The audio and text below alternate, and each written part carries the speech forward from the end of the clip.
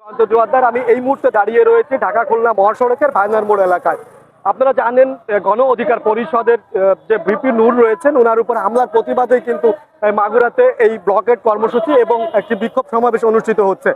সকালে নেতাকর্মীরা সরকারি হোসেন সরোয়ার্দী কলেজ থেকে একটি বিক্ষোভ মিছিল নিয়ে ভায়নার মোড়ে অবস্থান নেন এবং এখানে ভায়নার মোড়ে কিন্তু বিক্ষোভ সমাবেশ হয় এবং ব্লকেট কর্মসূচি পালন করেন এই গণ অধিকারের নেতাকর্মীরা। এবং বিভিন্ন ইউনিয়ন এবং ওয়ার্ড পর্যায়ে নেতাকর্মীরা কিন্তু এখানে এসেছেন এবং এই গণ অধিকারের যে নেতাকর্মীরা রয়েছেন তারা কিন্তু ব্লকেট কর্মসূচিতে কথা বলছেন। সবকিছু মিলিয়ে কিন্তু এই ব্লকেট কর্মসূচির যে অংশ রয়েছে সেই ব্লকেট কর্মসূচির মাধ্যমে কিন্তু যানজটের সৃষ্টি হয়েছে এবং দুই পাশে রাস্তার দুই পাশে যানজট সৃষ্টি হয়েছে এবং এই যানজটের মধ্যেই কিন্তু মানুষের ভোগান্তির সৃষ্টি হয়েছে। তবে একটু যদি আপনাদের একটু এই ব্লকেট কর্মসূচির চিত্র যদি একটু দেখায়, যে এখানে সাধারণ মানুষ কিন্তু গাড়ি নিয়ে দাঁড়িয়ে রয়েছে এবং পুলিশ প্রশাসনের পক্ষ থেকেও কিন্তু ব্যাপক নিরাপত্তা দিয়ে রেখেছে।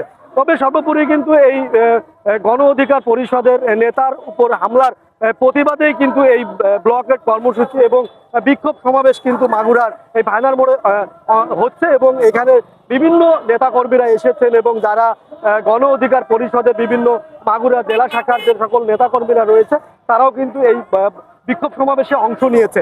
আমি স্থানীয় যে সকল গণ অধিকার পরিষদের নেতাকর্মীরা রয়েছে তাদের সাথে কথা বলেছিলাম। তারা বলছিলেন যে সেনাবাহিনী এবং পুলিশ অতর্কিত তাদের নেতাকর্মীদের উপর হামলা করে এবং এতে গণ অধিকার পরিষদের নেতা বিপি নুরুল ইসলাম আহত হন এবং সেই সাথে কিন্তু অন্যান্য নেতাকর্মীরাও কিন্তু আহত হন।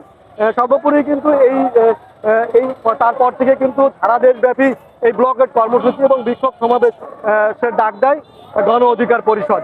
এই ছিল মাগুরা থেকে সর্বশেষ খবর।